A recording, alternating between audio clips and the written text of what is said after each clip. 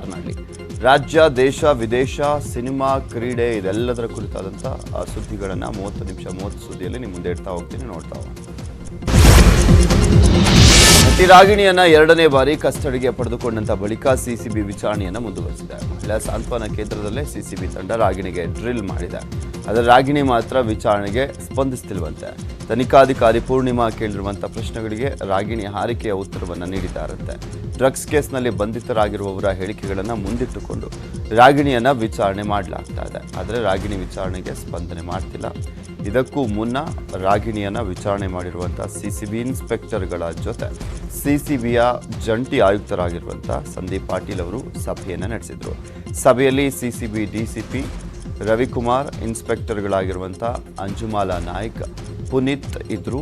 ಈವರೆಗೆ ರಾಗಿಣಿ ಕೊಟ್ಟಿರುವಂಥ ಮಾಹಿತಿ ಬಗ್ಗೆ ಚರ್ಚೆಯನ್ನು ಮಾಡಲಾಗ್ತಾ ಇದೆ.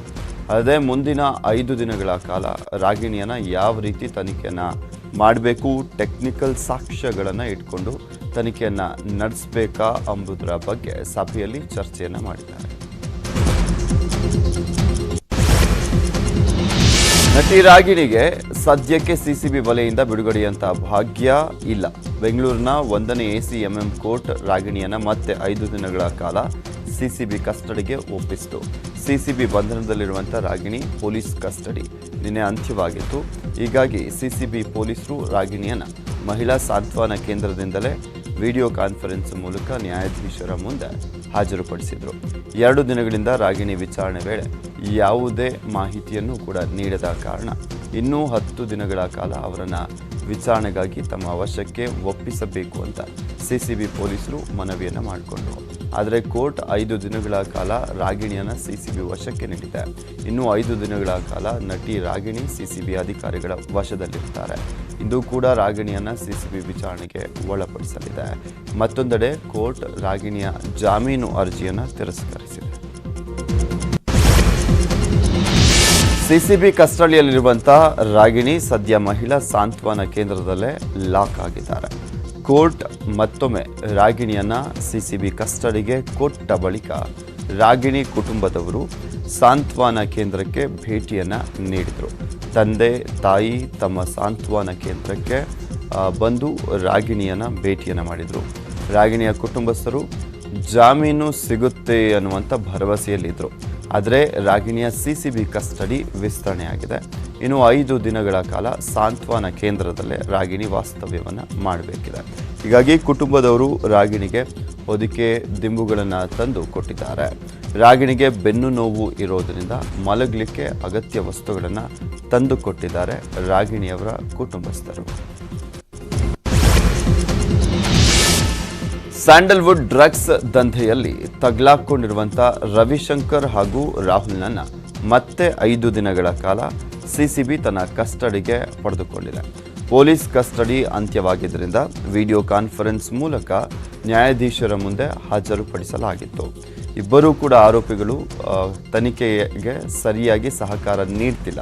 ಹೀಗಾಗಿ 10 ದಿನಗಳ ಕಾಲ ತಮ್ಮ ಕಸ್ಟಡಿಗೆ ನೀಡುವಂತೆ ಸಿಸಿಬಿ ಅಧಿಕಾರಿಗಳು ಮನವಿಯನ್ನ ಮಾಡಿದ್ರು ಕೋರ್ಟ್ನ ಮುಂದೆ. ಇದನ್ನು ಪುರಸ್ಕರಿಸಿರುವಂಥ ನ್ಯಾಯಾಧೀಶರು 10 ದಿನಗಳ ಬದಲಾಗಿ 5 ದಿನಗಳ ಕಾಲ ಸಿಸಿಬಿ ಕಸ್ಟಡಿಗೆ ಆರೋಪಿಗಳನ್ನು ನೀಡಿದ್ದಾರೆ. ಇನ್ನು ಸ್ಯಾಂಡಲ್ವುಡ್ ಡ್ರಗ್ಸ್ ದಂಧೆ ಪ್ರಕರಣ ದಿನಕ್ಕೊಂದು ತಿರುವನ್ನು ಪಡಿತಾ ಇದ್ದು ಆರೋಪಿಗಳಿಂದ ಮಹತ್ವದ ಮಾಹಿತಿಯನ್ನು ಕಕ್ಕಿಸೋದಕ್ಕೆ ಸಿಸಿಬಿ ಇನ್ನಿಲ್ಲದಂಥ ಸರ್ಕಸನ್ನು ಮಾಡ್ತಾ ಇದ್ದಾರೆ. ಸ್ಯಾಂಡಲ್ವುಡ್ ಡ್ರಗ್ಸ್ ದಂಧೆಯ ಬಗ್ಗೆ ಸಿಎಂ ಯಡಿಯೂರಪ್ಪನವರು ಕೊನೆಗೂ ಮೌನವನ್ನು ಮುರಿದಿದ್ದಾರೆ. ಕೇಸಲ್ಲಿ ಯಾರನ್ನೂ ಕೂಡ ರಕ್ಷಿಸುವ ಪ್ರಶ್ನೆ ಇಲ್ಲ ಅಂತ ಸಿಎಂ ಹೇಳಿರುವಂಥದ್ದು. ಡ್ರಗ್ಸ್ ಸಂಬಂಧ ಮೊದಲ ಬಾರಿಗೆ ಪ್ರತಿಕ್ರಿಯಿಸಿರುವಂಥ ಮುಖ್ಯಮಂತ್ರಿಗಳಾಗಿರುವಂಥ BS ಯಡಿಯೂರಪ್ಪನವರು ಇಡೀ ದೇಶದಲ್ಲಿ ಮೊದಲ ಬಾರಿಗೆ ಬಿಗಿಯಾದಂಥ ಕ್ರಮವನ್ನು ತೆಗೆದುಕೊಂಡಿದ್ದೇವೆ. ಡ್ರಗ್ಸ್ ದಂಧೆ ನಿರ್ಮೂಲನೆಗೆ ಬೇಕಾದಂಥ ಎಲ್ಲ ಕ್ರಮವನ್ನು ಕೂಡ ಕೈಗೊಂಡಿದ್ದೇವೆ. ಕೇಸಲ್ಲಿ ಯಾರನ್ನು ರಕ್ಷಿಸುವಂತಹ ಪ್ರಶ್ನೆಯೇ ಇಲ್ಲ ಅಂತ ಸ್ಪಷ್ಟಪಡಿಸಿದ್ದಾರೆ. ಬೆಂಗಳೂರಿನ ಜಯನಗರದ ಕಾರ್ಯಕ್ರಮದ ವೇಳೆ ಸಿಎಂ ಡ್ರಗ್ಸ್ ಕೇಸ್ ಬಗ್ಗೆ ಪ್ರತಿಕ್ರಿಯೆಯನ್ನು ಕೊಟ್ಟಿದ್ದಾರೆ. ಡ್ರಗ್ಸ್ನಿಂದ ಯುವಜನತೆ ಮೇಲೆ ದುಷ್ಪರಿಣಾಮ ಆಗುತ್ತೆ. ಹೀಗಾಗಿ ಎಲ್ಲ ಕ್ರಮ ಕೈಗೊಂಡಿದ್ದೇವೆ ಅಂತ ಹೇಳಿದರು. ಎಲ್ಲ ತನಿಖೆ ತುಂಬ ಚುರುಕಾಗಿ ನಡೀತಾ ಇದೆ ಅಂತ ಹೇಳ್ತಾ ಇದ್ದಾರೆ. ಆದರೆ ಬರೀ ಡ್ರಗ್ ಪೆಡ್ಲರ್ಗಳನ್ನು ಬಂಧಿಸಿದ್ದಾಯಿತು ಬಿಟ್ಟರೆ ಇದುವರೆಗೂ ಯಾವುದೇ ನಟ ನಟಿ ರಾಜಕಾರಣಿಗಳ ಮಕ್ಕಳು ಇನ್ಯಾರೂ ಕೂಡ ಬಂದಿ ಆಗಿಲ್ಲ.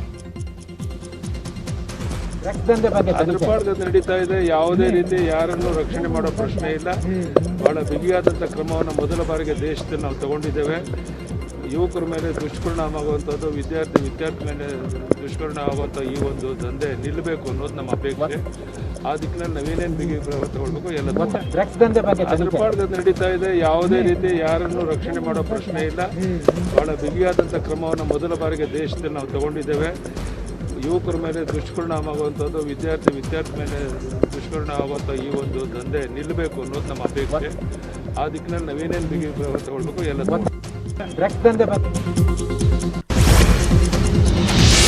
ಡ್ರಗ್ಸ್ ಕೇಸ್ನಲ್ಲಿ ಅರೆಸ್ಟ್ ಆಗಿರುವಂಥ ನಟಿ ರಾಗಿಣಿ ಹಾಗೂ ಬಿಜೆಪಿ ನಡುವಿನ ನಂಟಿನ ಬಗ್ಗೆ ವಿರೋಧ ಪಕ್ಷದ ನಾಯಕರಾಗಿರುವಂಥ ಸಿದ್ದರಾಮಯ್ಯನವರು ಮಾತನಾಡ್ತಾರೆ.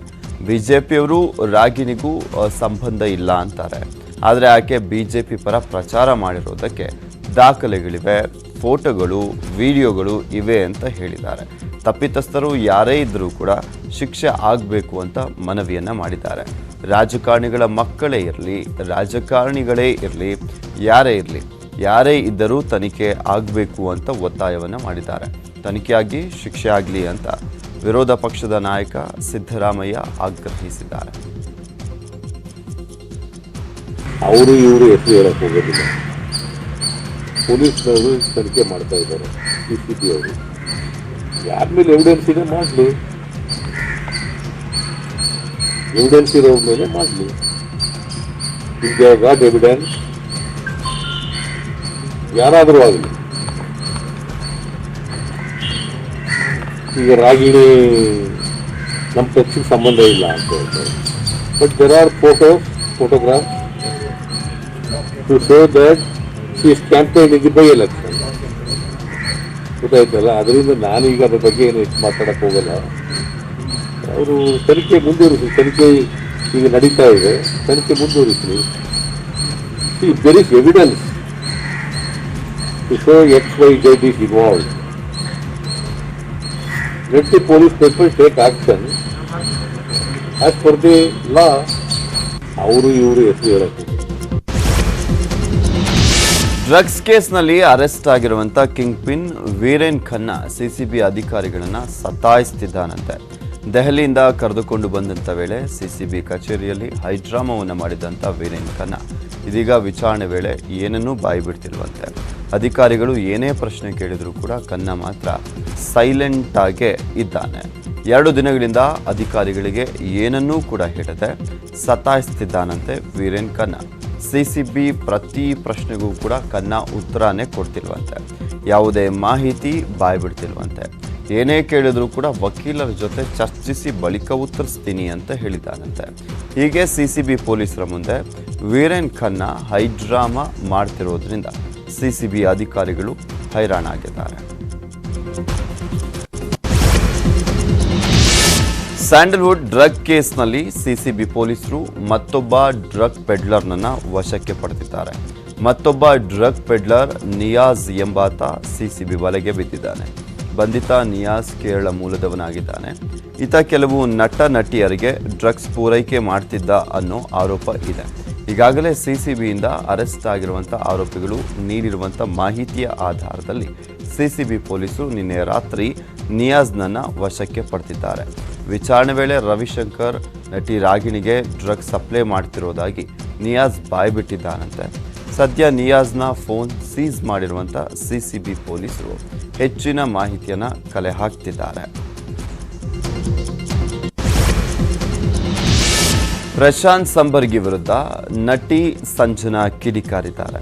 ಪ್ರಶಾಂತ್ ಸಂಬರ್ಗಿ ಬೀದಿ ನಾಯಿ ಇದ್ದಂಗೆ, ನನ್ನನ್ನು ಚಿಯರ್ ಗರ್ಲ್ ಅಂತ ಕಳೆದಿದ್ದಾನೆ. ಆತನಿಗೆ ಮಾಡೋಕೆ ಬೇರೆ ಕೆಲಸ ಇಲ್ಲ. ಅಗ್ಗದ ಪ್ರಚಾರಕ್ಕೆ ಹೀಗೆಲ್ಲ ಮಾಡ್ತಿದ್ದಾನೆ. ಅವನು ಸೆಲೆಬ್ರಿಟಿ ಆಗಿರುವಂಥ ಕಾರಣ ನನ್ನನ್ನು ಟಾರ್ಗೆಟ್ ಮಾಡ್ತಿದ್ದಾನೆ ಅಂತ ಏಕವಚನದಲ್ಲೇ ಆರೋಪಿಸಿದರು.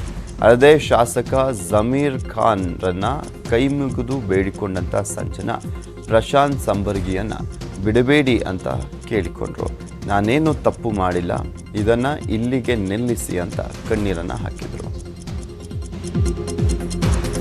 ಮಾಡಿದ್ರೆ ನಿಮಗೆ ಕೈ ಮುಗ್ದು ನಾನು ಹೇಳ್ತೀನಿ ಸರ್, ಆ ಪ್ರಶಾಂತ್ ಸಂಬರ್ಗಿ ಅಂತ ಅನ್ನೋನು ಬಿಡಬೇಡಿ ಸರ್, ದಯವಿಟ್ಟು ಸರ್ ಕೈ ಮುಗ್ದು ನಾನು ಹೇಳ್ತೀನಿ. ನನಗೆ ಮದುವೆನೂ ಆಗಿಲ್ಲ ಸರ್, ಕೈ ಮುಗಿದು ಸರ್, ಮುದ್ದೆ ಅವ್ರನ್ನ ಬಿಡಬೇಡಿ ಸರ್, ದಯವಿಟ್ಟು ಸರ್ ಅವ್ರನ್ನ ಬಿಡಬೇಡಿ ಸರ್. ಅವ್ನು ಬೀದಿನ ಯಾಕೆ ನಾನು ಹಿಂದೆ ಬಿದ್ದಿದ್ದಾನೆ ಸರ್, ಕೈ ಮುಗ್ದು ನಾನು ರಿಕ್ವೆಸ್ಟ್ ಮಾಡ್ತೀನಿ ಸರ್. ತುಂಬಾ ಕಷ್ಟಪಟ್ಬಿಟ್ಟು ನಾನು ಕಲಾವಿದೆಯಾಗಿ ಮೇಲ್ ಬಂದಿದ್ದೀನಿ.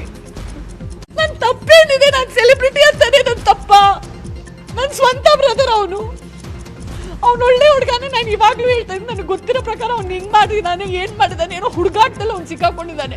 ನನ್ನ ಸ್ವಂತ ತಮ್ಮ ಇದ್ರು ನನ್ನ ತಪ್ಪೇನು, ಸ್ವಂತ ತಮ್ಮ ನನಗಲ್ಲ ಅವನು. ಓಕೆ, ನಿಮ್ಮ ತಮ್ಮ ಮರ್ಡರ್ ಮಾಡಿದ್ರೆ ನಿಮಗೆ ಬೇಳಿಗೆ ಎತ್ತಿಸ್ತಾರಾ, ನಿಮಗೆ ನೆಣಗೆ ಹಾಕ್ತಾರಾ? ನನಗೆ ಯಾಕೆ ಟಾರ್ಚರು? ನನ್ನ ಅಮ್ಮಂಗೆ ಮೈ ಹುಷಾರಿಲ್ಲ, ಶಿ ಹ್ಯಾಸ್ ಚೆಸ್ಟ್ ಪೇನ್, ಇಡೀ ರಾತ್ರಿ ಮಲಗ್ತಾ ಇಲ್ಲ.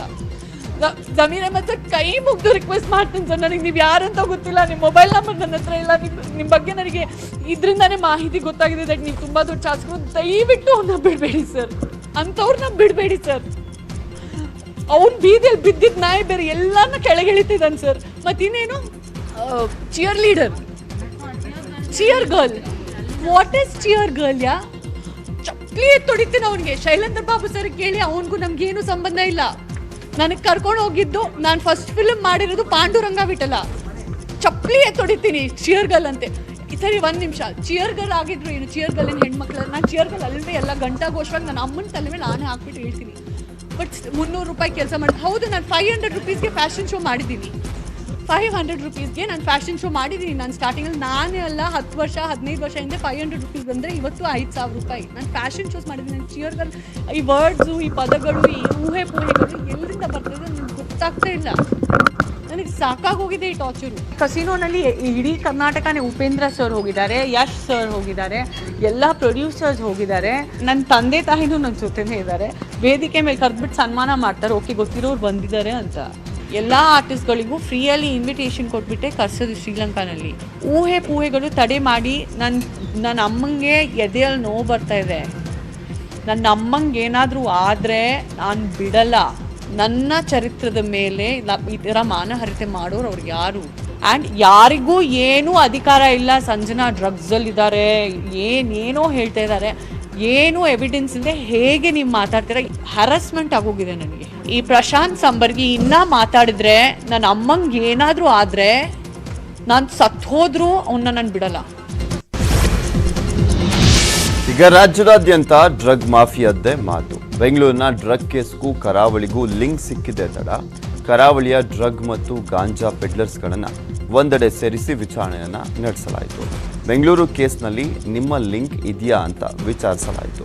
ಇದೇ ವೇಳೆ ಕರಾವಳಿಯ ಮತ್ತಿನ ಮಾರಾಟಗಾರರಿಗೆ ಕಾಕಿ ಖಡಕ್ ಎಚ್ಚರಿಕೆಯನ್ನು ನೀಡಿತು. ಬೆಂಗಳೂರಿನ ಡ್ರಗ್ಸ್ ಮಾಫಿಯಾದಲ್ಲಿ ರಾಗಿಣಿ ವಿಚಾರಣೆ ಸೇರಿದಂತೆ ವಿವಿಧ ಮಾಹಿತಿಯನ್ನು ಬೆಂಗಳೂರು ಸಿಸಿಬಿ ಕಲೆ ಹಾಕ್ತಾ ಇದೆ. ಮಂಗಳೂರು ಮೂಲದ ಪೃಥ್ವಿ ಶೆಟ್ಟಿ ಹಾಗೂ ಮತ್ತೋರ್ವ ಯುವತಿಯ ಹೆಸರು ತಳುಕು ಹಾಕಿಕೊಂಡ ತಕ್ಷಣ ಮಂಗಳೂರು ಪೊಲೀಸರು ಅಲರ್ಟ್ ಆಗಿದ್ದಾರೆ. ಮಂಗಳೂರು ಕಮಿಷನರೇಟ್ ವ್ಯಾಪ್ತಿಯ ಡ್ರಗ್ ಪೆಡ್ಲರ್ಸ್ಗಳನ್ನು ಮತ್ತು ಡ್ರಗ್ ಸೇವಿಸುವವರ ಪರೇಡನ್ನು ಪೊಲೀಸ್ ಕವಾಯತು ಮೈದಾನದಲ್ಲಿ ಮಂಗಳೂರು ನಗರ ಪೊಲೀಸರು ಮಾಡಿದರು. 100ಕ್ಕೂ ಹೆಚ್ಚು ಪೆಡ್ಲರ್ಗಳು, 100ಕ್ಕೂ ಹೆಚ್ಚು ಡ್ರಗ್ಸ್ ಸೇವಿಸುವವರನ್ನು ಕರೆಸಿ ಅವರಿಗೆ ವಾರ್ನಿಂಗ್ ಅನ್ನು ಮಾಡಲಾಯಿತು. ಖುದ್ದು ಮಂಗಳೂರು ನಗರ ಪೊಲೀಸ್ ಆಯುಕ್ತ ವಿಕಾಶ್ ಕುಮಾರ್ ಎಲ್ಲ ಡ್ರಗ್ ಪೆಡ್ಲರ್ಗಳು ಮತ್ತು ಗಾಂಜಾ ವ್ಯಸನಿಗಳನ್ನು ವಿಚಾರಣೆ ಮಾಡಿದರು. ಗಾಂಜಾ ಮತ್ತು ಮಾದಕ ವಸ್ತುಗಳಿಂದ ದೂರ ಇರಬೇಕು ಅಂತ ಎಚ್ಚರಿಕೆಯನ್ನು ನೀಡಿದ್ದಾರೆ. ಇನ್ನು ಪ್ರತಿಯೊಬ್ಬರನ್ನ ವಿಚಾರಣೆ ಮಾಡಿದಂಥ ಪೊಲೀಸ್ ಕಮಿಷನರ್ ಸ್ಯಾಂಡಲ್ವುಡ್ಗಾಗಲಿ, ಬೆಂಗಳೂರಿನ ಪಾರ್ಟಿಗಳಿಗಾಗಲಿ, ರಾಜಕಾರಣಿಗಳ ಮಕ್ಕಳಿಗೆ ಅಥವಾ ಶ್ರೀಮಂತರ ಮಕ್ಕಳಿಗಾಗಲಿ ಡ್ರಗ್ ಕೊಟ್ಟಿದ್ದೀರಾ ಅಂತ ವಿಚಾರಣೆಯನ್ನು ನಡೆಸಿದ್ರು.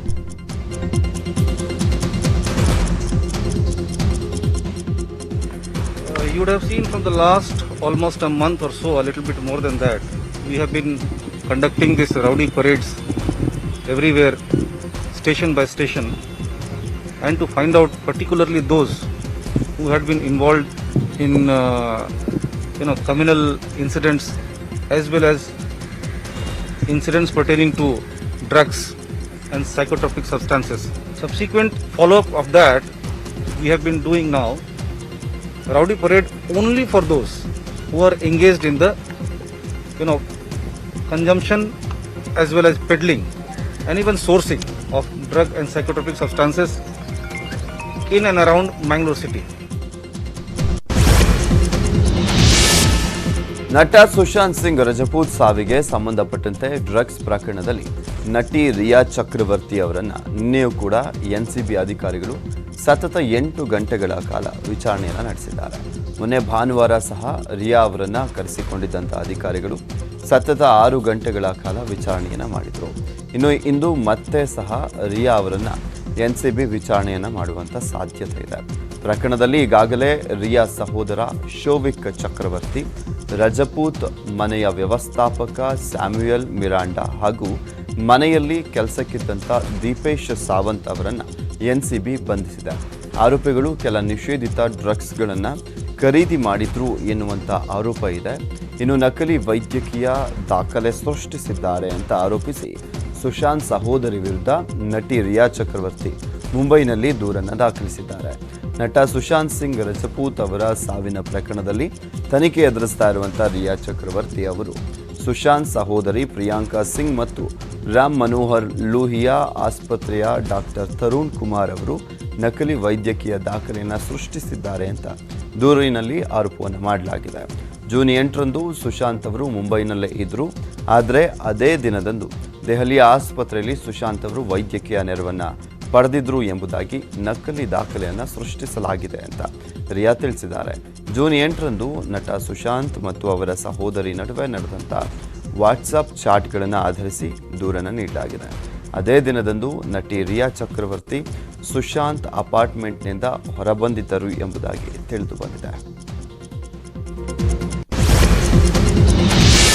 ಸುಶಾಂತ್ ಸಿಂಗ್ ರಜಪೂತ್ ಸಾವಿನ ಪ್ರಕರಣದ ಹಿನ್ನೆಲೆಯಲ್ಲಿ ಬಾಲಿವುಡ್ ನಟಿ ಕಂಗನಾ ರಣಾವತ್ಗೆ Y+ ಭದ್ರತೆಯನ್ನು ನೀಡಲಾಗಿದೆ. ಮಹಾರಾಷ್ಟ್ರ ಸರ್ಕಾರದಿಂದ ತನಿಖೆ ದಾರಿ ತಪ್ತಾ ಇದೆ. ಮುಂಬೈ POK ಆಗಿದೆ ಅಂತ ಶಿವಸೇನೆ ವಿರುದ್ಧ ನಟಿ ಕಂಗನಾ ರಣಾವತ್ ವಾಗ್ದಾಳಿಯನ್ನು ನಡೆಸಿದರು. ಈಗ ತಮ್ಮ ಹೇಳಿಕೆಗೆ ಗರಂ ಆಗಿರುವಂಥ ಶಿವಸೇನೆಯಿಂದ ಬೆದರಿಕೆ ಇದೆ ಅಂತ ಕೇಂದ್ರ ಸರ್ಕಾರದ ಬಳಿ ಕಂಗನಾ ಭದ್ರತೆಯನ್ನು ಕೇಳಿದ್ದಾರೆ. ಬೆದರಿಕೆ ಹಿನ್ನೆಲೆಯಲ್ಲಿ ಕಂಗನಾ ರಣಾವತ್ಗೆ Y+ ಭದ್ರತೆಯನ್ನು ನೀಡಲಿಕ್ಕೆ ಕೇಂದ್ರ ಸರ್ಕಾರ ನಿರ್ಧಾರವನ್ನು ಮಾಡಿದೆ. ಕಂಗನಾ ರಣಾವತ್ ಮನೆ ಬಳಿ CRPF ಸಿಬ್ಬಂದಿಯನ್ನು ನೇಮಿಸಲಾಗಿದ್ದು 24 ಗಂಟೆಗಳ ಕಾಲ ಮನೆ ಬಳಿ ಭದ್ರತೆ ಹಾಗೂ ಕಂಗನಾ ಪ್ರವಾಸದ ವೇಳೆಯೂ ಕೂಡ ಭದ್ರತೆಯನ್ನು ಒದಗಿಸಲಾಗಿದೆ ಅಂತ CRPF ಅಧಿಕಾರಿ ಮಾಹಿತಿಯನ್ನು ನೀಡಿದ್ದಾರೆ. ಈ ಬಗ್ಗೆ ಟ್ವೀಟ್ ಮಾಡಿರುವಂಥ ಕಂಗನಾ, ದೇಶ ಪ್ರೇಮಿಗಳನ್ನು ಯಾರೂ ಬಗ್ಗು ಬಡಿಲಿಕ್ಕೆ ಸಾಧ್ಯವಿಲ್ಲ ಎಂಬುದನ್ನು ಸಾಬೀತುಪಡಿಸುತ್ತದೆ ಅಂತ ಕೇಂದ್ರ ಗೃಹ ಸಚಿವ ಅಮಿತ್ ಶಾ ಅವರಿಗೆ ಧನ್ಯವಾದಗಳು ಅಂತ ಟ್ವೀಟ್ ಮಾಡಿದ್ದಾರೆ. ಬೆಂಗಳೂರಿನ ಬಹುಕೋಟಿ IMA ಹಗರಣ ಕೇಸ್ನಲ್ಲಿ CBI ಆರೋಪ ಪಟ್ಟಿ ಸಲ್ಲಿಸಿದೆ. ಬೆಂಗಳೂರು ಉತ್ತರದ ಹಿಂದಿನ ಉಪವಿಭಾಗಾಧಿಕಾರಿ LC ನಾಗರಾಜ್ ಹಾಗೂ ಬೆಂಗಳೂರು ಉತ್ತರದ ಈ ಹಿಂದಿನ VA ಮಂಜುನಾಥ್ ವಿರುದ್ಧ KPID ಕಾಯ್ದೆಯಡಿ CBI ಆರೋಪ ಪಟ್ಟಿಯನ್ನು ಸಲ್ಲಿಸಿದೆ. IMA ಹಗರಣದ ಪ್ರಮುಖ ಆರೋಪಿಯಾಗಿರುವಂಥ ಮೊಹಮ್ಮದ್ ಮನ್ಸೂರ್ ಖಾನ್ಗೆ ಕ್ಲೀನ್ ಚಿಟ್ ನೀಡಲು ACP LC ನಾಗರಾಜ್ 4.5 ಕೋಟಿ ಲಂಚವನ್ನು ಪಡೆದಿದ್ರು ಅಂತ ಚಾರ್ಜ್ ಶೀಟ್ನಲ್ಲಿ CBI ಆರೋಪವನ್ನು ಮಾಡಿದೆ. ಅಲ್ಲದೆ VA ಮಂಜುನಾಥ್ 10 ಲಕ್ಷ ರೂಪಾಯಿ ತಗೊಂಡಿದ್ರು ಅಂತ ಚಾರ್ಜ್ ಶೀಟ್ನಲ್ಲಿ ಆರೋಪವನ್ನು ಮಾಡಲಾಗಿದೆ. ಭಾರೀ ವಿರೋಧದ ನಡುವೆಯೂ ಕೂಡ ಸಾರ್ವರ್ಕರ್ ಮೇಲ್ಸೇತುವೆ ಉದ್ಘಾಟನೆ ಆಗಲಿದೆ. ಇಂದು ಬೆಂಗಳೂರಿನ ಯಲಹಂಕದ ಉಪನಗರ ಬಳಿ ಇರುವಂಥ ಮೇಲ್ಸೇತುವೆಗೆ ವೀರ ಸಾವರ್ಕರ್ ಹೆಸರಿಟ್ಟು CM ಯಡಿಯೂರಪ್ಪ ಉದ್ಘಾಟಿಸಲಿದ್ದಾರೆ. ಈಗಾಗಲೇ ನಾಮಕರಣಕ್ಕೆ ವಿಪಕ್ಷಗಳು ಸೇರಿದಂತೆ ಹಲವು ಸಂಘಟನೆಗಳು ವಿರೋಧ ವ್ಯಕ್ತವಾಗಿತ್ತು. ವಿರೋಧದ ನಡುವೆಯೂ ಕೂಡ ಈಗ ಮೇಲ್ಸೇತುವೆಗೆ ನಾಮಕರಣವನ್ನು ಮಾಡಲಾಗಿದೆ. ಮೇಲ್ಸೇತುವೆ ಉದ್ಘಾಟನೆಗೆ 2 ಬಾರಿ ಅಡ್ಡಿಯಾಗಿತ್ತು. ಮೊದಲ ಬಾರಿ ಉದ್ಘಾಟನೆ ಕಾರ್ಯಕ್ರಮದಲ್ಲಿ ವಿರೋಧದಿಂದ ಮುಂದೂಡಿಕೆ ಮಾಡಲಾಗಿತ್ತು. 2ನೇ ಬಾರಿಗೆ ಉದ್ಘಾಟನೆ ಕಾರ್ಯಕ್ರಮ ನಿಗದಿಯಾಗಿತ್ತು. ಆದರೆ ಮಾಜಿ ರಾಷ್ಟ್ರಪತಿ ಪ್ರಣಬ್ ಮುಖರ್ಜಿ ನಿಧನದಿಂದ ಶೋಕಾಚರಣೆಯಿಂದ ಕಾರ್ಯಕ್ರಮ ಮುಂದೂಡಿಕೆ ಆಗಿತ್ತು. ಇಂದು ಮೇಲ್ಸೇತುವೆಗೆ ವೀರ ಸಾವರ್ಕರ್ ಅವರ ಹೆಸರನ್ನು ನಾಮಕರಣ ಮಾಡಲಿಕ್ಕೆ ಸರ್ಕಾರ ಮುಂದಾಗಿದೆ. ಪತಿಯ ಕಾರನ್ನ ಪತ್ನಿಯೇ ಕಲ್ಲಿನಿಂದ ಜಖಂಗೊಳಿಸಿದಂಥ ಆಶ್ಚರ್ಯದ ಘಟನೆ ನೆಲಮಂಗಲದಲ್ಲಿ ನಡೆದಿದೆ. ಬೆಂಗಳೂರು ಗ್ರಾಮಾಂತರ ಜಿಲ್ಲೆಯ ನೆಲಮಂಗಲ ಕೋರ್ಟ್ ಬಳಿ ಶರತ್ ಹಾಗೂ ಪ್ರಿಯಾಂಕ ಎಂಬ ದಂಪತಿ ನಡುವೆ ಹೈಡ್ರಾಮಾ ನಡೆದಿದೆ.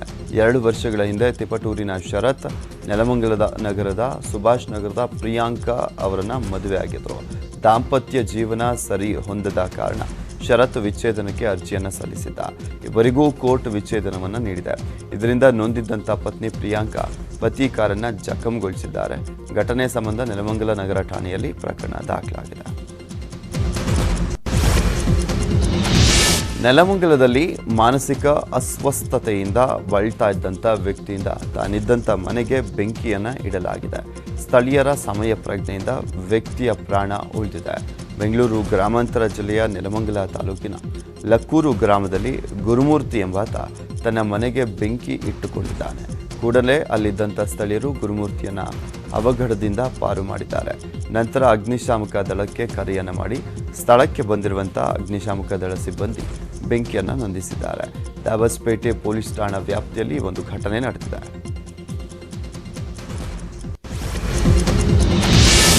ಬ್ಯಾಂಕ್ ಅಧಿಕಾರಿಗಳ ಜೊತೆ ರಂಪಾಟ ಮಾಡಿದಂಥ ಸಂಗೀತ ಗೋಪಾಲ್ ವಿರುದ್ಧ ದೂರು ದಾಖಲಾಗಿದೆ. ಸಂಗೀತ ಗೋಪಾಲ್ ಬ್ಯಾಂಕ್ ಅಧಿಕಾರಿಗಳಿಗೆ ಸುಳ್ಳು ರೇಪ್ ಕೇಸ್ಗಳನ್ನು ಹಾಕ್ತೀನಿ ಅಂತ ಹೇಳಿದ್ದಂಥ ವಿಡಿಯೋ ವೈರಲ್ ಆಗಿತ್ತು.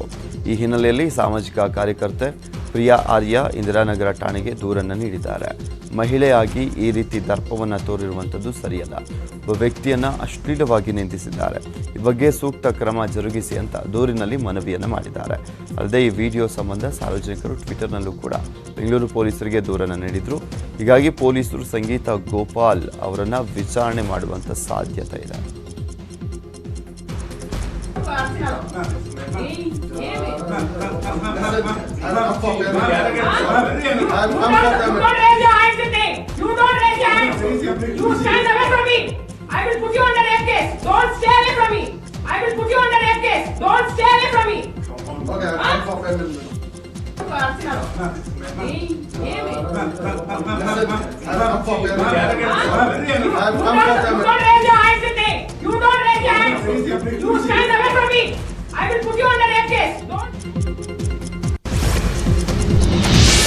ಆಂಧ್ರ ಪ್ರದೇಶದ ಮುಖ್ಯಮಂತ್ರಿ ರಾಜ್ಯದ ಜನರಿಗಾಗಿ ನ್ಯೂಟ್ರಿಷನ್ ಸ್ಕೀಮ್ ಅನ್ನು ಉದ್ಘಾಟಿಸಿದ್ದಾರೆ. ಗರ್ಭಿಣಿಯರಿಗೆ, ಬಾಣಂತಿಯರಿಗೆ, ಮಕ್ಕಳಿಗೆ ಪೌಷ್ಟಿಕ ಆಹಾರವನ್ನು ನೀಡಲಿಕ್ಕೆ ಸಿಎಂ ಜಗನ್ ಮೋಹನ್ ರೆಡ್ಡಿ ಅಮರಾವತಿಯಲ್ಲಿ ನ್ಯೂಟ್ರಿಷನ್ ಸ್ಕೀಮ್ ಅನ್ನು ಉದ್ಘಾಟಿಸಿದ್ದಾರೆ. ಅಪೌಷ್ಟಿಕತೆಯಿಂದ ಜನ ಪರಬಾಡಬಾರದಂತಹ ಕಷ್ಟವನ್ನು ಅನುಭವಿಸ್ತಾ ಇದ್ದಾರೆ. ಎಲ್ರಿಗೂ ಆರೋಗ್ಯಕರ ಜೀವನ ದೃಷ್ಟಿಯಲ್ಲಿ ಸಿಎಂ ಜಗನ್ ನ್ಯೂಟ್ರಿಷನ್ ಕಿಟ್ ಅನ್ನು ಪೂರೈಸಲಿಕ್ಕೆ ಮುಂದಾಗಿದ್ದಾರೆ. ನವಧಾನ್ಯ, ರಾಗಿ, ಸಜ್ಜೆ ಸೇರಿದಂತೆ ಹಲವು ರೀತಿಯ ಪೌಷ್ಟಿಕ ಆಹಾರ ಜನರಿಗೆ ತಲುಪಿಸಲಿಕ್ಕೆ ಜಗನ್ ಯೋಜನೆಯನ್ನು ಜಾರಿಗೊಳಿಸಿದ್ದಾರೆ. ಕೊರೋನಾ ಸೋಂಕಿಗೆ ಒಳಗಾಗಿ ಆಸ್ಪತ್ರೆ ಸೇರಿರುವಂಥ ಗಾನಗಂಧರ್ವ ಎಸ್ಪಿಬಿ ಅವರ ಇನ್ನು ವೆಂಟಿಲೇಟರ್ನಲ್ಲಿ ಅವರು ಇರುವಂಥದ್ದು. ಆದರೆ ಅವರ ಕೊರೋನಾ ವರದಿ ಇದೀಗ ನೆಗೆಟಿವ್ ಬಂದಿದೆ. ಸದ್ಯ ಎಸ್ಪಿಬಿ ಚಿಕಿತ್ಸೆಗೆ ಸ್ಪಂದಿಸುತ್ತಿದ್ದಾರೆ. ಐಪ್ಯಾಡ್ನಲ್ಲಿ ಕ್ರಿಕೆಟ್, ಟೆನ್ನಿಸ್ ಮ್ಯಾಚನ್ನು ನೋಡ್ತಿದ್ದಾರೆ ಅಂತ ಎಸ್ಪಿಬಿ ಪುತ್ರ ಚರಣ್ ಮಾಹಿತಿಯನ್ನು ನೀಡಿದ್ದಾರೆ. ಎಸ್ಪಿಬಿ ಅವರ ಶ್ವಾಸಕೋಶ ಸುಧಾರಿಸ್ತಾ ಇದೆ. ಶೀಘ್ರದಲ್ಲೇ ವೆಂಟಿಲೇಟರ್ನಿಂದ ಹೊರಗೆ ತೆಗೆಯಬಹುದು ಅಂತ ವೈದ್ಯರು ಭರವಸೆಯನ್ನು ಕೊಟ್ಟಿದ್ದಾರಂತೆ. ಆಸ್ಪತ್ರೆಯಲ್ಲಿ ಎಸ್ಪಿಬಿ ತಮ್ಮ ಹೆತ್ತವರ ಮದುವೆ ವಾರ್ಷಿಕೋತ್ಸವವನ್ನು ಆಚರಣೆಯನ್ನು ಮಾಡ್ತಿದ್ದಾರಂತೆ. But the good news is Dad is COVID negative. It doesn't again like the previously what I had said that negative or positive, it doesn't matter right now because we are all hoping and expecting the lungs to heal fast. They are healing, but they are taking some time. Other than that, over the weekend we did have a small celebration for Mom and Dad for their anniversary, and Dad is watching a lot of cricket and tennis on his iPad. He's interested. He's happy that the seasons have started. He's looking forward for IPL, and he's writing and communicating a lot. He is not in sedation. He is very clear and bright, and physiotherapy is going on. ವಿಶ್ವದಾದ್ಯಂತ corona ಸೋಂಕು ಹರಡಿದಂಥ China ರಾಷ್ಟ್ರದಲ್ಲಿ ಸೋಂಕು ನಿಗ್ರಹಕ್ಕೆ ಲಸಿಕೆ ಕಂಡುಹಿಡಿದಿದೆ. ಇದೇ ಮೊದಲ ಬಾರಿಗೆ ಸಾರ್ವಜನಿಕವಾಗಿ ಚೀನಾ ಪ್ರದರ್ಶಿಸಿದೆ. ಚೀನಾ ಕಂಪನಿಗಳಾಗಿರುವಂಥ ಸಿನೋವಾಕ್ ಬಯೋಟೆಕ್, ಸಿನೋಫಾರ್ಮ್ ಈ ಲಸಿಕೆಗಳನ್ನು ಅಭಿವೃದ್ಧಿಪಡಿಸಿದ್ದು ಬೀಜಿಂಗ್ನ ವ್ಯಾಪಾರ ವಸ್ತು ಪ್ರದರ್ಶನದಲ್ಲಿ ಕೊರೋನಾ ಲಸಿಕೆ ಏರಿಸಲಾಗಿದೆ. ಸದ್ಯ ಜಗತ್ತಿನಲ್ಲಿ ಅಂತಿಮ ಹಂತದ ಪರೀಕ್ಷೆಯಲ್ಲಿರುವಂತಹ 10ಕ್ಕೂ ಹೆಚ್ಚು ಲಸಿಕೆಗಳ ಪೈಕಿ ಇವೆರಡೂ ಕೂಡ ಸೇರಿವೆ. ಈ ಲಸಿಕೆಗಳು ಇನ್ನೂ ಸಾರ್ವತ್ರಿಕ ಬಳಕೆಗೆ ಮುಕ್ತವಾಗಿಲ್ಲ. ಸದ್ಯದಲ್ಲೇ ಇವುಗಳನ್ನು 3ನೇ ಹಂತದ ಪರೀಕ್ಷೆಗೆ ಒಳಪಡಿಸಲಾಗ್ತಾ ಇದ್ದು, ಇದಾದ ಬಳಿಕ ಅನುಮೋದನೆ ದೊರೆಯುವಂಥ ನಿರೀಕ್ಷೆ ಇದೆ. ಸಾಂಕ್ರಾಮಿಕ ರೋಗ ಪತ್ತೆಯಾದಂಥ ದೇಶದಲ್ಲಿ ಅದನ್ನು ಹೋಗಲಾಡಿಸಲಿಕ್ಕೆ ಔಷಧವನ್ನು ಕೂಡ ಹೊಂದಿದ್ದೇವೆ ಅಂತ ಚೀನಾ ಹೇಳಿಕೊಂಡಿದೆ. ಇದರ ಸುದ್ದಿ ನೋಡೋಣ, ಒಂದೊಂದಾಗಿ ನೋಡ್ತಾ ಹೋಗೋಣ. ರಾಜ್ಯದ ಜನರಿಗೆ ಕೊರೋನಾ ಮತ್ತೊಂದು ಶಾಕಿಂಗ್ ನ್ಯೂಸ್ ಅನ್ನು ನೀಡಿದೆ. ಒಂದು ಸಲ ಕೊರೋನಾ ಸೋಂಕು ತಗುಲಿದ್ರೆ ಗುಣವಾಗಲಿಕ್ಕೆ ಹರಸಾಹಸ ಪಡಬೇಕಾದಂಥ ಪರಿಸ್ಥಿತಿ ಇದೆ. ಆದರೆ ಒಮ್ಮೆ ಗುಣವಾಗಿ ಮತ್ತೊಮ್ಮೆ ಸೋಂಕು ತಗುಲಿದ್ರೆ ಪರಿಸ್ಥಿತಿ ಕಷ್ಟವಾಗುತ್ತಂತೆ. ಬೆಂಗಳೂರಿನಲ್ಲಿ ಅಪರೂಪದ ಪ್ರಕರಣ ಪತ್ತೆಯಾಗಿದೆ. 27 ವರ್ಷದ ಮಹಿಳೆಗೆ 2 ತಿಂಗಳಲ್ಲಿ 2ನೇ ಬಾರಿ ಪಾಸಿಟಿವ್ ಬಂದಿದೆ. ಜುಲೈ ತಿಂಗಳಲ್ಲಿ ಬನ್ನೇರುಘಟ್ಟ ರಸ್ತೆಯ ಫೋರ್ಟಿಸ್ ಆಸ್ಪತ್ರೆಯಲ್ಲಿ ಮಹಿಳೆ ಕೊರೋನಾ ಪಾಸಿಟಿವ್ ಹಿನ್ನೆಲೆಯಲ್ಲಿ ಚಿಕಿತ್ಸೆಯನ್ನು ಪಡೆದು ಗುಣಮುಖರಾಗಿದ್ದರು. ಈಗ ಆಕೆ ಮತ್ತೆ ಪಾಸಿಟಿವ್ ಬಂದಿದೆ. ಇನ್ನು ಇದಕ್ಕೆ ಮಹಿಳೆ ದೇಹದಲ್ಲಿ ಆಂಟಿಬಾಡಿ ಉತ್ಪತ್ತಿಯಾಗದೇ ಇರಬಹುದು ಅಥವಾ ಮೊದಲು ಸೋಂಕಿಗೆ ಕಾರಣವಾಗಿದ್ದಂಥ ವೈರಸ್ ದೇಹದಲ್ಲೇ ಉಳಿದು 2ನೇ ಬಾರಿಗೆ ಸೋಂಕನ್ನು ಉಂಟು ಮಾಡಿತಾ ಎನ್ನುವುದರ ಬಗ್ಗೆ ಸ್ಪಷ್ಟತೆ ಇಲ್ಲ. ಪ್ರಪಂಚದ ಅನೇಕ ಕಡೆ ಒಬ್ಬರಿಗೆ 1ಕ್ಕಿಂತ ಹೆಚ್ಚು ಬಾರಿ ಸೋಂಕು ತಗುಲಿರುವಂಥ ಪ್ರಕರಣಗಳು ವರದಿಯಾಗಿವೆ. ಆದರೆ ಇದು ಬಹಳ ವಿರಳವಾಗಿದ್ದು ಬೆಂಗಳೂರಿನಲ್ಲಿ ಈ ಬಗೆಯ ಮೊದಲ ಪ್ರಕರಣ ಎನ್ನಲಾಗಿದೆ. It is not very common not to develop immunity after the first infection. There are some risk factors, some patients who are immunocompromised or they have a lesser immunity to mount an immune response. But again, we cannot predict exactly who will develop antibodies and who will not. So this particular case in the discussion, she is a healthy young woman with no other problems. So why she did not have this thing, we don't know. But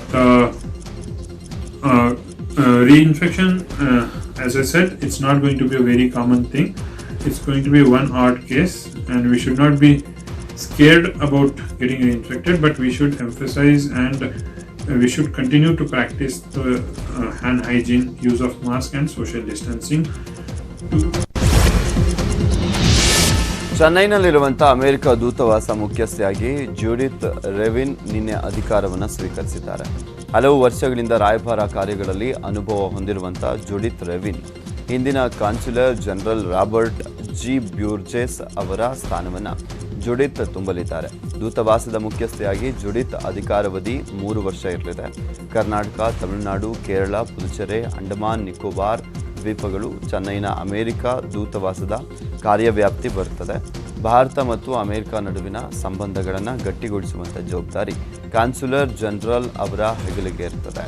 ಈಕೆ ವಿವಿಧ ರಾಯಭಾರ ಸೇವೆಯನ್ನು ಮಾಡಿದಲ್ಲದೆ Asia, Africa, Latin ಅಮೆರಿಕಾದಲ್ಲಿ ಸಂಪಾದಕಿ, ಅನುವಾದಕಿ, ಪತ್ರಕರ್ತೆಯಾಗಿ ಈಕೆ ವಿವಿಧ ಹುದ್ದೆಗಳನ್ನು ನಿಭಾಯಿಸಿದರು. ಐಸಿಐಸಿಐನ ಬ್ಯಾಂಕ್ನ ಮಾಜಿ ಸಿಇಒ ಚಂದಾ ಕೊಚ್ಚರ್ ಅವರ ಪತಿ ಉದ್ಯಮಿ ದೀಪಕ್ ಕೊಚ್ಚರ್ ಅವರನ್ನು ಅಕ್ರಮ ಹಣ ವರ್ಗಾವಣೆ ಆರೋಪದ ಮೇರೆಗೆ ಇಡಿ ಅಧಿಕಾರಿಗಳು ಬಂಧಿಸಿದ್ದಾರೆ. ವಿಡಿಯೋಕಾನ್ ಇಂಡಸ್ಟ್ರೀಸ್ ಜೊತೆಗಿನ ವ್ಯವಹಾರದ ಬಗ್ಗೆ ತನಿಖೆ ನಡೆಸಿದಂಥ ನಂತರ ಜಾರಿ ನಿರ್ದೇಶನಾಲಯ ದೀಪಕ್ ಕೊಚ್ಚರ್ ಅವರನ್ನು ಬಂಧಿಸಲಾಗಿದೆ ಅಂತ ಉನ್ನತ ಮೂಲಗಳು ತಿಳಿಸಿವೆ. ಚಂದಾ ಕೊಚ್ಚಾರ್ ಅವರನ್ನು ಕಸ್ಟಡಿ ವಿಚಾರಣೆಗಾಗಿ ವಶಕ್ಕೆ ತೆಗೆದುಕೊಳ್ಳಲಾಗಿದ್ದು ಇಂದು ಸೆಷನ್ಸ್ ನ್ಯಾಯಾಲಯದಲ್ಲಿ ಹಾಜರುಪಡಿಸಲಾಗುವುದು ಅಂತ ಇಡಿ ಅಧಿಕಾರಿಯೊಬ್ಬರು ಹೇಳಿದ್ದಾರೆ.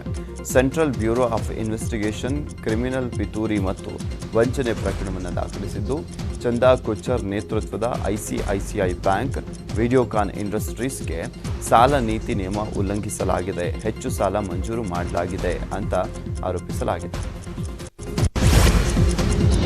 ಬಿಜೆಪಿ ರಾಜ್ಯಸಭಾ ಸದಸ್ಯ ಸುಬ್ರಹ್ಮಣ್ಯಂ ಸ್ವಾಮಿ ಈ ಬಾರಿ ಬಿಜೆಪಿ ಐಟಿ ಸೆಲ್ ವಿರುದ್ಧ ಕೆಂಡಾಮಂಡಲರಾಗಿದ್ದಾರೆ. ಬಿಜೆಪಿ ಐಟಿ ಸೆಲ್ ಘಂಟಿಗರ ತಾಣವಾಗ್ತಾ ಇದೆ. ಐಟಿ ಸೆಲ್ನ ಮುಖ್ಯಸ್ಥ ಅಮಿತ್ ಮಾಲ್ವಿಯಾ ನೇತೃತ್ವದ ಐಟಿ ಸೆಲ್ನಲ್ಲಿ ತೇಜೋವಧೆ ಮಾಡಲಾಗ್ತಾ ಇದೆ. ನಕಲಿ ಐಡಿ ಮೂಲಕ ನನ್ನ ವಿರುದ್ಧ ವೈಯಕ್ತಿಕ ದಾಳಿ, ತೇಜೋವಧೆ ನಡೀತಾ ಇದೆ. ಘಟಿಂಗರ ಈ ಒಂದು ತಾಣವಾಗಿರುವಂಥ ಬಿಜೆಪಿ ಐಟಿ ಸೆಲ್ ಮಾಡುವಂಥ ಕೆಲಸಗಳಿಗೆ ಹೇಗೆ ಬಿಜೆಪಿ ಹೊಣೆಯಾಗಿರುವುದಿಲ್ಲವೋ ಹಾಗೆಯೇ ನನ್ನ ವಿರುದ್ಧದ ವೈಯಕ್ತಿಕ ದಾಳಿಗಳಿಂದ ಕೆರಳಿ ನನ್ನ ಬೆಂಬಲಿಗರು, ಅನುಯಾಯಿಗಳು ಸಹ ಸಾಮಾಜಿಕ ಜಾಲತಾಣಗಳಲ್ಲಿ ವೈಯಕ್ತಿಕವಾಗಿ ಪ್ರತಿ ದಾಳಿಗೆ ಮುಂದಾದರೆ ಅದಕ್ಕೆ ನಾನು ಹೊಣೆಗಾರನಾಗಲಿಕ್ಕೆ ಸಾಧ್ಯವಿಲ್ಲ ಅಂತ ಸ್ವಾಮಿ ಸ್ಪಷ್ಟಪಡಿಸಿದ್ದಾರೆ. ನಮ್ಮ ಮೆಟ್ರೋ ಆರಂಭವಾದರೂ ಕೂಡ ಬೆಂಗಳೂರಿನ ಜನರ ಪ್ರತಿಕ್ರಿಯೆ ನೀರಸವಾಗಿದೆ. ನಿನ್ನೆಯಿಂದ ನೇರಳೆ ಮಾರ್ಗದಲ್ಲಿ ಮೆಟ್ರೋ ಸಂಚಾರ ಶುರುವಾಗಿದೆ. ಆದರೆ ಮೊದಲಿನಂತೆ ಪ್ರಯಾಣಿಕರ ಸಂಖ್ಯೆ ಇಲ್ಲ. ನಿನ್ನೆ ಮೊದಲ ದಿನ ನಿರೀಕ್ಷೆಯಷ್ಟು ಪ್ರಯಾಣಿಕರು ಆಗಮಿಸಿಲ್ಲ. ಎರಡನೇ ದಿನ ಇಂದಾದರೂ ಕೂಡ ಜನ ಬರಬಹುದು ಎಂಬ ನಿರೀಕ್ಷೆಯಲ್ಲಿ BMRCL ಇದೆ. ಮೆಟ್ರೋ ನಿಲ್ದಾಣದಲ್ಲಿ ಟಿಕೆಟ್ ಲಭ್ಯವಿಲ್ಲ. ಕೇವಲ ಡಿಜಿಟಲ್ ಪೇಮೆಂಟ್ಗೆ ಮಾತ್ರ ಅವಕಾಶವನ್ನು ಕೊಡಲಾಗಿದೆ. ಇದರ ಎಫೆಕ್ಟ್ನಿಂದ ಜನರು ಬಂದಿಲ್ವಾ ಎನ್ನುವಂತಾಗಿದೆ. ಕ್ಷಿಪಣಿಗಳ ಅಭಿವೃದ್ಧಿಗೆ ಸಹಾಯಕವಾಗುವಂಥ ಹೈಪರ್ಸಾನಿಕ್ ವಾಹನವನ್ನು ಭಾರತ ಯಶಸ್ವಿಯಾಗಿ ಪರೀಕ್ಷೆಯನ್ನು ನಡೆಸಿದೆ. ಭವಿಷ್ಯದ ಯುದ್ಧಗಳಲ್ಲಿ ಪ್ರಮುಖ ಪಾತ್ರ ವಹಿಸುವಂಥ ಹೈಪರ್ಸೋನಿಕ್ ವಾಹನದ ಪ್ರಯೋಗ ಯಶಸ್ವಿಯಾಗಿದೆ. ಹೈಪರ್ಸೋನಿಕ್ ವಾಹನವನ್ನು ಮಿಸೈಲ್ ಬೂಸ್ಟರ್ ಮೂಲಕ 30 ಕಿಲೋಮೀಟರ್ ಎತ್ತರಕ್ಕೆ ಉಡಾಯಿಸಲಾಯಿತು. ಒಡಿಶಾದ ಕರಾವಳಿ ತೀರ ಪ್ರದೇಶದಲ್ಲಿರುವಂಥ ಡಾಕ್ಟರ್ APJ ಅಬ್ದುಲ್ ಕಲಾಂ ಕ್ಷಿಪಣಿ ಉಡಾವಣಾ ಕೇಂದ್ರದಿಂದ ಇಂದು ಬೆಳಗ್ಗೆ 11 ಗಂಟೆ ಸುಮಾರಿನಲ್ಲಿ HSTDV ಯಶಸ್ವಿಯಾಗಿ ಹಾರಾಟವನ್ನು ನಡೆಸಿದೆ. DRDO ಮುಖ್ಯಸ್ಥ ಸತೀಶ್ ರೆಡ್ಡಿ ನೇತೃತ್ವದ ಹೈಪರ್ಸಾನಿಕ್ ಮಿಸೈಲ್ ತಂಡ ಇದನ್ನು ದೇಶೀಯವಾಗಿಯೇ ಅಭಿವೃದ್ಧಿಪಡಿಸಿದೆ. ಇದರಿಂದ ಅತಿ ವೇಗದ ದೂರಗಾಮಿ ಕ್ಷಿಪಣಿಗಳನ್ನು ಇನ್ನೈದು ವರ್ಷಗಳ ಒಳಗೆ ತಯಾರಿಸುವಂಥ ಸಾಮರ್ಥ್ಯ ಪಡೆದಿದೆ. ಈ ವರ್ಷ ಬದಲಾಗಿ ಭಾರತದ 3ನೇ ಚಂದ್ರಯಾನ ನೌಕೆ 2021ಕ್ಕೆ ಚಂದ್ರನತ್ತ ಹಾರಲಿದೆ. 2ನೇ ಚಂದ್ರಯಾನದ ಬಳಿಕ 2020ರ ಅಂತ್ಯದ ವೇಳೆಗೆ 3ನೇ ಚಂದ್ರಯಾನವನ್ನು ಪ್ರಾರಂಭಿಸಲಿಕ್ಕೆ ಯೋಜಿಸಲಾಗಿತ್ತು. ಆದರೆ ಕೊರೋನಾ ಕಾರಣದಿಂದ ಕೆಲ ತಿಂಗಳು ಮುಂದೂಡಿಕೆ ಆಗಿದೆ. 2021ರ ವರ್ಷದ ಆರಂಭದಲ್ಲಿ ಚಂದ್ರಯಾನ ಉಡಾವಣೆ ಆಗಲಿದೆ ಅಂತ ಕೇಂದ್ರ ಸಚಿವ ಜಿತೇಂದ್ರ ಸಿಂಗ್ ಮಾಹಿತಿಯನ್ನು ನೀಡಿದ್ದಾರೆ. ಚಂದ್ರಯಾನ 3ರಲ್ಲಿ ಆರ್ಬಿಟರ್ ಇರುವುದಿಲ್ಲ. ರೋವರ್ ಮತ್ತು ಲ್ಯಾಂಡರ್ ಮಾತ್ರ ಇರಲಿದೆ. ಮೊದಲ ಚಂದ್ರಯಾನವು ಚಂದ್ರನಲ್ಲಿ ನೀರು ಇರುವಂಥ ಸುಳಿವನ್ನು ಜಗತ್ತಿಗೆ ಮೊದಲ ಬಾರಿಗೆ ತೋರಿಸಿತು. ಕಳೆದ ವರ್ಷ 2ನೇ ಚಂದ್ರಯಾನವು ಚಂದ್ರನಲ್ಲಿ ಯಶಸ್ವಿಯಾಗಿ ಲ್ಯಾಂಡಿಂಗ್ ಮಾಡಲಿಕ್ಕೆ ವಿಫಲವಾದರೂ ಕೂಡ ಅದರ ಆರ್ಬಿಟರ್ ಈಗಲೂ ಕಾರ್ಯವನ್ನು ನಿರ್ವಹಿಸ್ತಾ ಇದೆ. ಚಂದ್ರನ ಮೇಲಿನ ಕಕ್ಷೆಯೊಂದರಿಂದ ಈ ಆರ್ಬಿಟರ್ ಕೆಲ ಮಹತ್ವದ ಡೇಟಾಗಳನ್ನು ಭೂಮಿಗೆ ರವಾನಿಸ್ತಾ ಇದೆ. ಬಾಲಿವುಡ್ನ super star Akshay Kumar the end web ಸೀರೀಸ್ಗಾಗಿ 90 ಕೋಟಿ ಸಂಭಾವನೆಯನ್ನು ಪಡೆಯಬಹುದು. ಅಕ್ಷಯ್ ಕುಮಾರ್ ಕಳೆದ ವರ್ಷ ದಿ ಎಂಡ್ ಚಿತ್ರದ ಮೂಲಕ ಡಿಜಿಟಲ್ ಮಾಧ್ಯಮಕ್ಕೆ ಪ್ರವೇಶ ಮಾಡುವುದಾಗಿ ಘೋಷಿಸಿದರು. ಆಕ್ಷನ್ ಥ್ರಿಲ್ಲರ್ ದಿ ಎಂಡ್ ಚಿತ್ರ 2020ರಲ್ಲಿ ಡಿಜಿಟಲ್ ವೇದಿಕೆಯಲ್ಲಿ ಬಿಡುಗಡೆ ಆಗಬೇಕಾಗಿತ್ತು. ಆದರೆ ಕೊರೋನಾ ವೈರಸ್ನಿಂದಾಗಿ ಲಾಕ್ಡೌನ್ ಆಗಿದ್ದರಿಂದ ಇದು ಸಾಧ್ಯವಾಗಿಲ್ಲ. ಸ್ಟೆಂಟ್ ಆಧಾರದಂಥ ಸರಣಿ ಇದಾಗಿರಲಿದೆ. ಅಕ್ಷಯ್ ಅವರ ಅಪಾಯಕಾರಿ ಸಾಹಸಗಳನ್ನು ಈ ಸರಣಿಯಲ್ಲಿ ಕಾಣಬಹುದು. ಈ ವೆಬ್ ಸೀರೀಸನ್ನು ಅಕ್ಷಯ್ ಕುಮಾರ್ ಒಪ್ಪಿಕೊಳ್ಳುವುದಕ್ಕೆ ಅವರ ಪುತ್ರ ಆರವ್ ಕಾರಣವಂತೆ. ವೆಬ್ ಸೀರೀಸ್ನಲ್ಲಿ ನಟಿಸುವಂತೆ ಪುತ್ರನೇ ಅಕ್ಷಯ್ ಕುಮಾರ್ಗೆ ಮನವಿಯನ್ನು ಮಾಡಿದ್ರು ಅಂತ ತಿಳಿದುಬಂದಿದೆ.